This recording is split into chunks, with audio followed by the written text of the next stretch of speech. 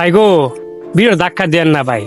খালি যে বলেন আমার আমার সব আমার, না আমার বলতে কিচ্ছু নাই।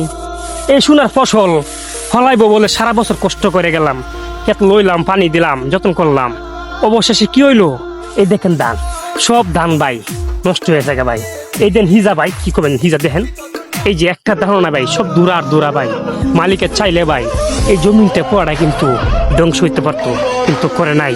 মাঝে মাঝে দু একটা ক্ষেত এই নষ্ট করিয়া বুঝাই দিল, এই কৃষক এখন সাবধান হয়ে যা, আমি ইচ্ছা করলে পৃথিবী ধ্বংস হইতে পারবো, এক সেকেন্ডও লাগবো না।